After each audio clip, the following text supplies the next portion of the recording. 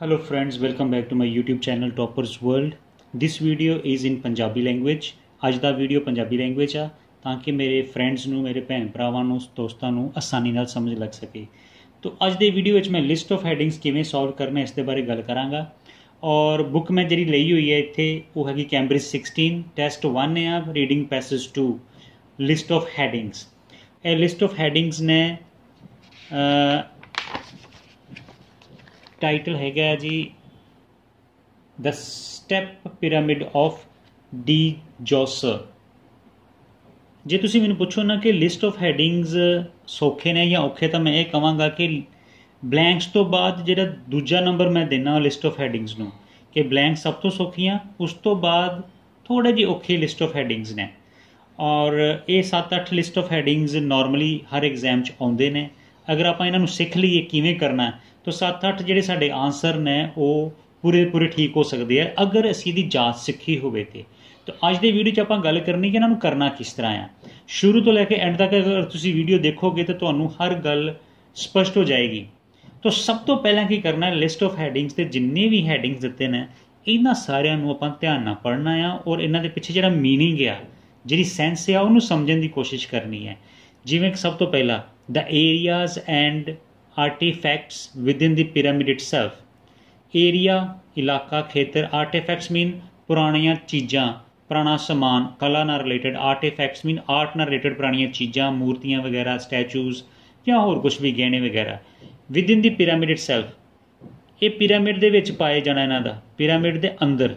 तो इहदा मतलब है उस पैरे दे नाल रिलेट करेगा जिस दे विच ये कहा गया होगा कि पिरामिड दे अंदर जिहड़ा आर्ट वाला समान कुछ मिलिया है और ਉਹਦੇ ਏਰੀਆਜ਼ ਨੂੰ ਦੀ ਗੱਲਬਾਤ ਕਰਦਾ ਪਿਆ ਪਿਰਾਮਿਡ ਦੇ ਅੰਦਰ ਦੇ ਏਰੀਆਜ਼ ਦੀ ਜਗ੍ਹਾ ਦੀ। ਸੈਕੰਡ ਹੈ ਇਹ difficult task for those involved. ਇਹਦਾ ਮਤਲਬ ਕੀ ਆ ਕਿ ਕੋਈ ਕੰਮ ਦਿੱਤਾ ਗਿਆ ਸੀਗਾ ਔਰ ਜਿਨ੍ਹਾਂ ਨੇ ਕਰਨਾ ਸੀ ਉਹਨਾਂ ਨੂੰ ਮੁਸ਼ਕਿਲ ਆਈ ਉਸ ਕੰਮ 'ਚ। ਠੀਕ ਹੈ ਜੀ, ਇਹਦੀ ਸੈਂਸ ਕੀ ਨਿਕਲਦੀ ਕਿ ਉਸ ਪੈਰੇ ਦੇ ਵਿੱਚ ਜਿਹੜੇ ਬੰਦਿਆਂ ਨੂੰ ਕੋਈ ਟਾਸਕ ਦਿੱਤੀ ਗਈ ਹੈ ਉਹਨਾਂ ਨੇ ਕੁਝ ਡਿਫਿਕਲਟੀਜ਼ ਫੇਸ ਕੀਤੀਆਂ ਆ। ਇਹ ਕਿੰਗ ਹੂ ਸੇਵਡ ਹਿਸ ਪੀਪਲ। ਤੋਂ ਸਿੰਪਲ ਆ ਇਹ ਕਿੰਗ ਦੇ ਬਾਰੇ ਹੋ ਸਕਦਾ ਇਸ ਪੈਰੇ ਦੇ ਵਿੱਚ ਕਿ ਜਿਹਨੇ ਆਪਣੇ ਲੋਕਾਂ ਨੂੰ ਬਚਾਉਣ ਦੀ ਕੋਸ਼ਿਸ਼ ਕੀਤੀ। ਇਹ single certainty among the other less definite facts. ਇੱਕ ਚੀਜ਼ ਆ ਜਿਹੜੀ ਬੜੀ ਸਰਟਨ ਆ ਨਿਸ਼ਚਿਤ ਆ ਔਰ ਬਾਕੀ ਗੱਲਾਂ ਦੇ ਬਾਰੇ ਸਾਨੂੰ ਪੱਕਾ ਨਹੀਂ ਪਤਾ। Other less definite facts. ਲੈਸ ਡੈਫੀਨੇਟ ਮਤਲਬ ਘੱਟ ਡੈਫੀਨੇਟ ਆ, ਘੱਟ ਨਿਸ਼ਚਿਤ ਆ ਉਹਨਾਂ ਦੇ ਬਾਰੇ, ਯਾਨੀ ਕਿ ਪੂਰੀ ਤਰ੍ਹਾਂ ਪੱਕਾ ਨਹੀਂ ਪਤਾ। ਪਰ ਇੱਕ ਚੀਜ਼ ਜਿਹੜੀ ਹੈ ਸਰਟਨਲੀ ਉਹ ਪਤਾ ਹੈ ਉਹਦੇ ਵਿੱਚ ਅਮੰਗ ਅਦਰ ਅਨਸਰਟਨ ਥਿੰਗਸ ਜਾਂ ਲੈਸ ਸਰਟਨ ਥਿੰਗਸ। ਸੋ ਇਹਦੇ ਵਿੱਚ ਆਪਾਂ ਦੇਖਾਂਗੇ ਕੋਈ ਇੱਕ ਗੱਲ ਆ ਔਰ ਕੁਝ ਹੋਰ ਗੱਲਾਂ ਵੀ ਨੇ ਨਾਲ, ਔਰ ਜਿਹੜੀਆਂ ਦੂਸਰੀਆਂ ਗੱਲਾਂ ਨੇ ਉਹਨਾਂ ਦੇ ਬਾਰੇ ਸਰਟਨਟੀ ਨਹੀਂ ਹੈਗੀ, ਸ਼ੱਕ ਹੈ, ਸ਼ੁਬਾ ਹੈ, ਸ਼ਾਇਦ ਵਾਲੀ ਗੱਲ ਹੈ। An overview of the external buildings and areas. An overview ਮਤਲਬ ਮੋਟੀ ਜਾਣਕਾਰੀ ਕਿ ਬਿਲਡਿੰਗ ਬਾਹਰੋਂ ਕਿਸ ਤਰ੍ਹਾਂ ਦੀ ਹੈ, ਉਹਦਾ ਏਰੀਆਜ਼ ਕਿਸ ਤਰ੍ਹਾਂ ਦਾ ਹੈ, ਉਹਦੀ ਮੇਜਰਮੈਂਟਸ ਕਿਸ ਤਰ੍ਹਾਂ ਦੀ ਹੋ ਸਕਦੀ ਹੈ, ਸਾਈਜ਼ ਸ਼ੇਪ ਦੇ ਬਾਰੇ ਗੱਲ ਹੋਏਗੀ। ਇਹ ਪਿਰਾਮਿਡ ਡਿਜ਼ਾਈਨ ਦੈਟ ਅਦਰਸ ਕਾਪੀਡ। ਇੱਕ ਡਿਜ਼ਾਈਨ ਹੈ ਕਿਸੇ ਪਿਰਾਮਿਡ ਦਾ ਅਤੇ ਬਾਕੀਆਂ ਨੇ ਨਕਲ ਕੀਤੀ ਉਸ ਪਿਰਾਮਿਡ ਦੀ ਅਤੇ ਹੋਰ ਪਿਰਾਮਿਡ ਬਣਾਏ ਗਏ। ਯਾਨੀ ਕਿ ਇੱਕ ਡਿਜ਼ਾਈਨ ਤਿਆਰ ਕਰਦਾ ਗਿਆ ਪਿਰਾਮਿਡ ਦਾ ਅਤੇ ਬਾਕੀ ਨੇ ਫੋਲੋ ਕਰਕੇ ਅਤੇ ਹੋਰ ਇਹਦੀ ਕਾਪੀ ਕੀਤੀ। ਇਹਦੀ ਸੈਂਸ ਇਹ ਨਿਕਲਦੀ ਹੈ। ਤਾਂ ਪੈਰਾ ਜਿਹੜਾ ਹੋਏਗਾ ਉਹਦੀ ਇਹ ਸੈਂਸ ਨਿਕਲੂਗੀ ਕਿ ਕੁਛ ਲੋਕਾਂ ਨੇ ਚੀਜ਼ਾਂ ਨੂੰ ਕਾਪੀ ਕੀਤਾ ਆ। ਐਨ idea for changing the design of ਬੁਰੀਅਲ structure. ਬੁਰੀਅਲ structures ਕੀ ਹੁੰਦੇ? ਬੁਰੀਅਲ ਮੀਨ ਜਿੱਥੇ ਦਫਨਾਇਆ ਜਾਂਦਾ ਚੀਜ਼ਾਂ ਨੂੰ, ਕਬਰਾਂ। तो एक आइडिया ਸੀ ਜਿਹਨੇ ਕਿ ਕਬਰਾਂ ਦੇ ਡਿਜ਼ਾਈਨ ਨੂੰ ਜਾਂ ਉਹਦੇ ਸਟਰਕਚਰ ਨੂੰ ਬਦਲਣ ਬਾਰੇ ਗੱਲ ਕੀਤੀ ਹੈ। ਕੋਈ ਆਈਡੀਆ ਸੀਗਾ।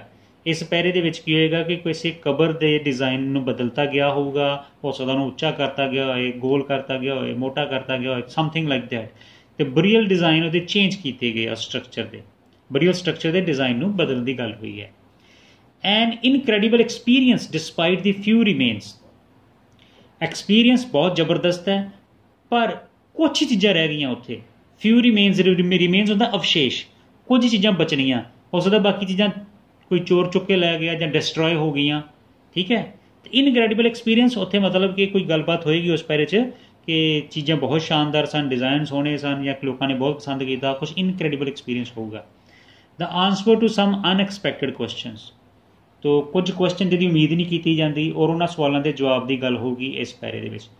ਤੋ ਦੋਸਤੋ ਜਦੋਂ ਵੀ ਲਿਸਟ ਆਫ ਹੈਡਿੰਗ ਕਰਨੇ ਆ ਤਾਂ ਸਭ ਤੋਂ ਪਹਿਲਾਂ ਹੈਡਿੰਗਸ ਨੂੰ ਹੀ ਸਮਝਣਾ ਵਾ, ਇਹਨਾਂ ਨੂੰ ਪੜ੍ਹਨਾ ਧਿਆਨ ਦੇ ਨਾਲ ਕਿਉਂਕਿ ਇਹਨਾਂ ਦੇ ਵਿੱਚ ਜਵਾਬ ਛੁਪੇ ਆ। ਅਗਰ ਤੁਹਾਨੂੰ ਇਹਨਾਂ ਲਾਈਨਾਂ ਦੀ ਸਮਝ ਨਹੀਂ ਲੱਗੀ ਜਾਂ ਤੁਸੀਂ ਇਹਨਾਂ ਨੂੰ ਸਮਝਣ ਦੀ ਕੋਸ਼ਿਸ਼ ਨਹੀਂ ਕੀਤੀ, ਸਿਰਫ ਸ਼ਬਦ ਪੜ੍ਹ ਲਏ ਅਤੇ ਵਿੱਚ ਡੀਪਲੀ ਨਹੀਂ ਗਏ, ਤਾਂ ਫਿਰ ਆਨਸਰ ਮਿਲਣੇ ਔਖੇ ਹੋ ਜਾਂਦੇ ਆ। ਹੁਣ ਜਿਸ ਤਰ੍ਹਾਂ ਅਸੀਂ ਹੁਣ ਇਹਨਾਂ ਨੂੰ ਡੀਪਲੀ ਸਮਝ ਲਿਆ, ਆਪਣੀ ਲੋਕਲ ਭਾਸ਼ਾ ਪੰਜਾਬੀ ਸਮਝ ਲਿਆ, ਹੁਣ ਸਾਡੇ ਲਈ ਇਹ ਚੀਜ਼ਾਂ ਆਸਾਨ ਹੋ ਜਾਣਗੀਆਂ। ਹੁਣ ਅਸੀਂ ਕੀ ਕਰਨਾ ਆ, ਪੈਰੇ ਦੇਖਾਂਗੇ, ਪੈਰੇ ਨੂੰ ਪੜ੍ਹਾਂਗੇ ਔਰ ਫਿਰ ਉਹਨਾਂ ਨੂੰ ਇਹਦੇ ਨਾਲ ਰਿਲੇਟ ਕਰਕੇ ਦੇਖਾਂਗੇ ਹੈਡਿੰਗਸ ਦੇ ਨਾਲ। तो पहला para, first para, the pyramids are most famous monuments of ancient Egypt and still hold enormous interest for people in the present day. ये बहुत मशहूर ने और अज भी लोगों के बहुत ज़्यादा इंटरस्ट है।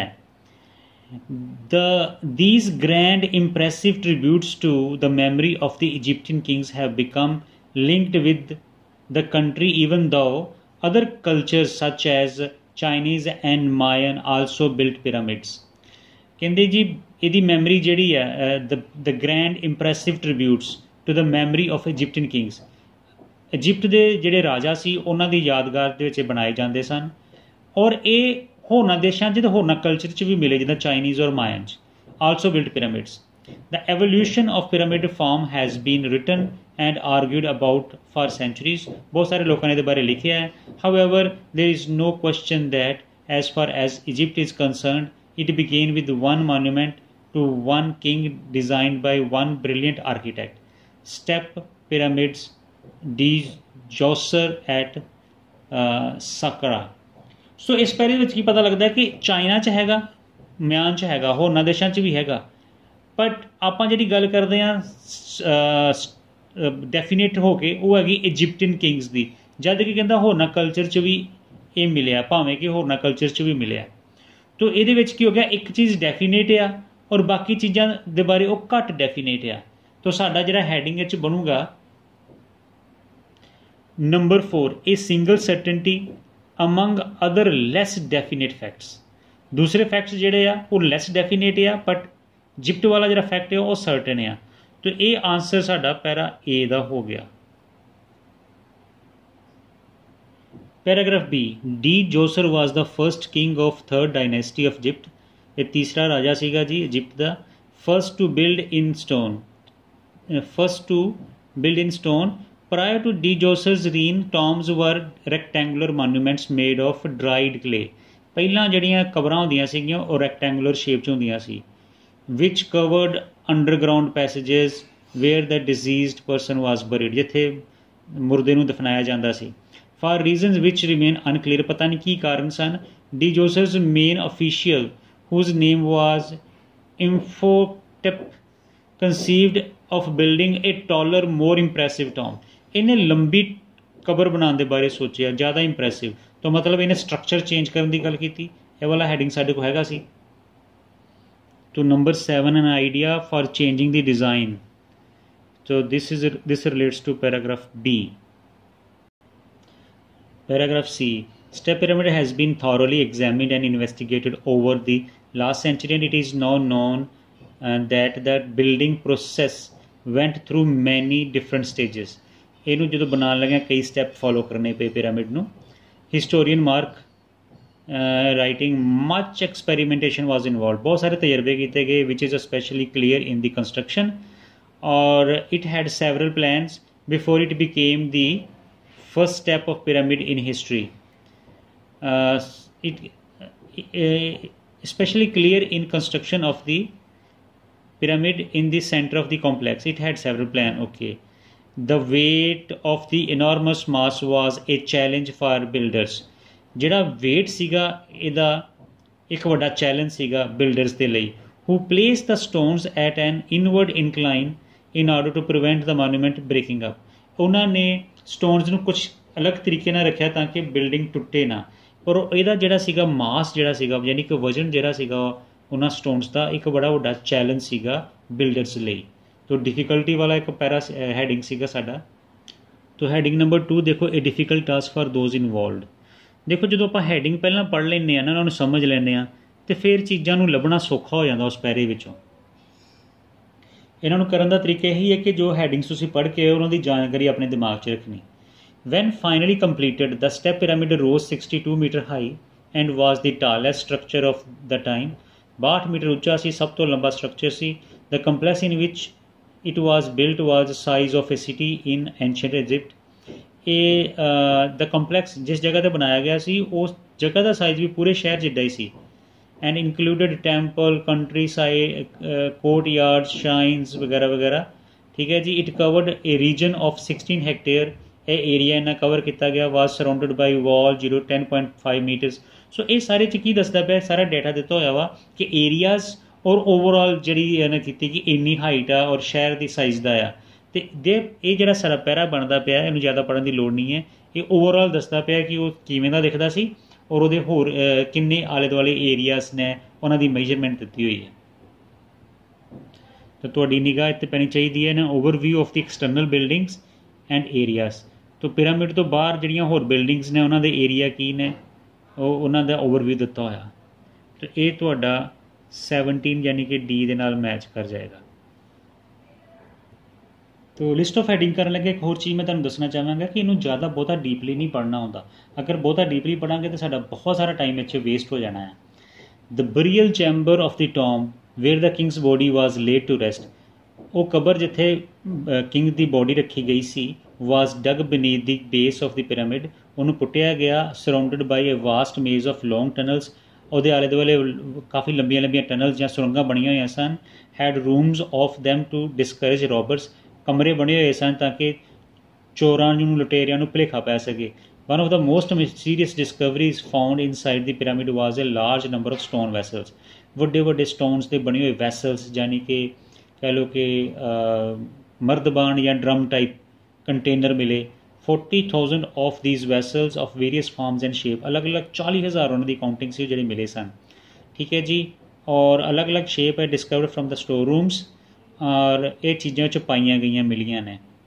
ਤੋ ਇਹਦੇ ਅੰਦਰ ਕੀ ਚੀਜ਼ਾਂ ਮਿਲੀਆਂ ਔਰ ਉਹਦੇ ਵਿੱਚ ਰੂਮਸ ਦੀ ਗੱਲ ਹੋਈ, ਏਰੀਆਜ਼ ਦੀ ਗੱਲ ਹੁੰਦੀ ਪਈ ਹੈ। ਠੀਕ ਹੈ ਜੀ। ਮੈਨੂੰ ਲੱਗਦਾ ਕਿ ਕਾਫੀ ਹੈ ਸਾਨੂੰ ਇਸ ਤੋਂ ਅੰਦਾਜ਼ਾ ਲਾਉਣ ਲਈ ਕਿ ਅੰਦਰੋਂ ਕੀ ਮਿਲਿਆ ਔਰ ਏਰੀਆਜ਼। ਤੋ heading number 1 the areas and artifacts within the pyramid itself. Artifacts ਉਹ ਵੈਸਲ ਜਿਹੜੇ ਮਿਲੇ 40,000 ਅਤੇ ਏਰੀਆਜ਼ ਜਿਹਦਾ ਰੂਮ ਵਗੈਰਾ ਬਣੇ ਸੀ ਭੁਲੇਖਾ ਪਾਉਣ ਦੇ ਲਈ। ਤੋ ਇਹ ਤੁਹਾਡਾ ਆਨਸਰ ਹੋ ਗਿਆ A B C D E ਦਾ 1। ਹੁਣ ਅਸੀਂ ਐਫ ਦੇਖਣਾ ਹੈ। ਨੰਬਰ ਐਫ ਦੇਖੋ। Unfortunately, all the precious and intricate design of the underground network did not prevent ancient robbers from finding a way in। तो ਜੋ ਬਥੇਰੇ ਉਹਨਾਂ ਨੇ ਕਿ ਰੂਮਸ ਵਗੈਰਾ ਬਣਾਏ ਸੀ ਪਰ ਫਿਰ ਵੀ ਕਹਿੰਦਾ ਕਿ ਚੋਰਾਂ ਨੂੰ ਰੋਕ ਨਹੀਂ ਪਾਏ ਉਹ ਚਲੇ ਗਏ ਅੰਦਰ। Djoser's grave goods and even his body were stolen. ਸਮਾਨ ਚੋਰੀ ਹੋ ਗਿਆ। In past and archaeologist found were a small number of his valuable overlooked by the thieves. ਅਤੇ ਆਰਕੀਓਲੋਜਿਸਟ ਨੂੰ ਜਾਣੀ ਕਿ ਪੁਰਾਤੱਤਵ ਵਿਗਿਆਨੀ ਜਿਹੜੇ ਸਨ, ਵਿਗਿਆਨਿਕਾਂ ਨੂੰ ਜੋ ਮਿਲਿਆ ਸਮਾਨ ਉਹ ਚੋਰਾਂ ਦੀ ਨਜ਼ਰ 'ਚ ਨਹੀਂ ਆਇਆ ਔਰ ਥੋੜ੍ਹਾ ਜਿਹਾ ਸੀ। ਅਤੇ ਨੰਬਰ 8 ਐਨ ਇਨਕ੍ਰੈਡੀਬਲ ਐਕਸਪੀਰੀਅੰਸ ਡਿਸਪਾਈਟ ਦੀ ਫਿਊ ਰੀਮੇਨਸ। ਫਿਊ ਰੀਮੇਨਸ ਯਾਨੀ ਕਿ ਥੋੜ੍ਹਾ ਸਮਾਨ ਰਹਿ ਗਿਆ ਸੀ ਜਿਹੜਾ ਆਰਕੀਓਲੋਜਿਸਟ ਨੂੰ ਮਿਲਿਆ ਸੀ। ਅਤੇ ਐਨ ਇਨਕ੍ਰੈਡੀਬਲ ਐਕਸਪੀਰੀਅੰਸ ਇਹਦੇ ਬਾਰੇ ਜਾਣਕਾਰੀ ਉਹ ਅੱਗੇ ਦਿੰਦਾ ਹੈ। There was enough left throughout the pyramid and its complex, however, to astonish and amaze the archaeologists who excavated it। ਜਿਨ੍ਹਾਂ ਵਿਗਿਆਨਿਕਾਂ ਨੇ ਇੰਨੀ ਖੁਦਾਈ ਕੀਤੀ ਉਹਨਾਂ ਨੂੰ ਹੈਰਾਨ ਕਰਨ ਲਈ ਇਹ ਕਾਫੀ ਸੀ। ਸੋ ਇਨਕ੍ਰੈਡੀਬਲ ਐਕਸਪੀਰੀਅੰਸ ਇਹ ਵੀ ਗੱਲ ਹੋ ਗਈ ਨਾਲ। ਤੋ ਇਹ ਸਾਡਾ ਹੋ ਗਿਆ paragraph F. Last is paragraph ਜੀ। Egyptologists Miroslav ਇਹਨੇ ਕੀ ਲਿਖਦਾ ਹੈ। few monuments hold a place in human history as significant as that of step pyramid in Saqqara। ਕਹਿੰਦਾ ਇਹ ਜਿਹੜਾ ਇਹਨਾਂ ਦਾ ਮਹੱਤਵ ਓਨਾ ਹੀ ਹੈ ਜਿੰਨਾ ਕਿ ਹੋਰ ਥੋੜ੍ਹੀਆਂ ਚੀਜ਼ਾਂ ਦਾ ਇਨਸਾਨ ਦੇ ਜੀਵਨ 'ਚ। It can be said without exaggeration that ਵਧਾ ਚੜ੍ਹਾ ਕੇ ਗੱਲ ਕਰਨ ਤੋਂ ਬਿਨਾਂ ਕਹਿੰਦਾ this pyramid complex constitute a milestone in the evolution of monumental stone architecture in Egypt and in the world as a whole। ਕਹਿੰਦਾ ਇੱਕ ਮੀਲ ਪੱਥਰ ਦਾ ਕੰਮ ਕੀਤਾ ਸਟਰਕਚਰ ਨੇ ਇਨਸਾਨ ਦੇ ਜਿਹੜੇ ਜੋ ਵੀ ਕਹਿ ਲਓ ਕਿ ਉਹਦੀ ਇੱਛਾ ਵਾ ਬਿਲਡਿੰਗਾਂ ਬਣਾਉਣ ਦੇ ਵਿੱਚ। The step pyramid was a revolutionary advance in architecture and became the archetype which all the other great pyramid builders of Egypt would follow। ਕਹਿੰਦਾ ਜਿਹੜਾ ਇਹ ਸਟੈਪ ਪਿਰਾਮਿਡ ਆ ਇੱਕ ਬੜਾ ਜ਼ਬਰਦਸਤ ਆਰਕੀਟਾਈਪ ਬਣ ਗਿਆ ਕਿ ਇੱਦਾਂ ਦਾ ਡਿਜ਼ਾਈਨ ਬਣ ਗਿਆ ਜਿਸ ਨੂੰ ਬਾਅਦ ਵਿੱਚ ਹੋਰਨਾਂ ਬਿਲਡਰਸ ਨੇ ਫੋਲੋ ਕੀਤਾ, ਹੋਰ ਜਿਹੜੇ ਬਿਲਡਰਸ ਜਿਨ੍ਹਾਂ ਨੇ ਹੋਰ ਪਿਰਾਮਿਡ ਬਣਾਏ ਹੋਣਗੇ ਉਹਨਾਂ ਨੇ ਇਸ ਡਿਜ਼ਾਈਨ ਨੂੰ ਕਾਪੀ ਕੀਤਾ, ਇਹਦੇ ਡਿਜ਼ਾਈਨ ਨੂੰ। ਇਹ ਆਰਕੀਟਾਈਪ ਬਣ ਗਿਆ, ਆਰਕੀਟਾਈਪ ਮੇਨ ਮਤਲਬ ਇਹਨਾਂ ਦੀ ਨਮੂਨਾ ਬਣ ਗਿਆ, ਸੈਂਪਲ ਬਣ ਗਿਆ। ਤਾਂ ਨੰਬਰ 6 ਦੇਖੋ, ਇਹ ਪਿਰਾਮਿਡ ਡਿਜ਼ਾਈਨ ਦੈਟ ਅਦਰਸ ਕਾਪੀਡ, ਦੂਸਰਿਆਂ ਨੇ ਕਾਪੀ ਕੀਤਾ ਉਹ ਵਾਲਾ ਡਿਜ਼ਾਈਨ। ਤਾਂ ਇਹ ਸਾਡਾ ਆਨਸਰ ਹੋ ਗਿਆ ਜੀ। ਤਾਂ ਇਸ ਤਰੀਕੇ ਦੇ ਨਾਲ ਆਪਾਂ ਨਾ ਫਟਾਫਟ ਚੀਜ਼ਾਂ ਨੂੰ ਕਰਨਾ ਆ। ਸਭ ਤੋਂ ਜ਼ਰੂਰੀ ਗੱਲ ਹੈ ਕਿ ਹੈਡਿੰਗਸ ਨੂੰ ਸਮਝਣਾ।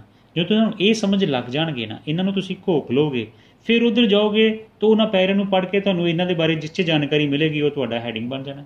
ਬਸ ਸਿੰਪਲ, ਸਭ ਤੋਂ ਸੌਖਾ ਕੰਮ। Thank you for watching this video.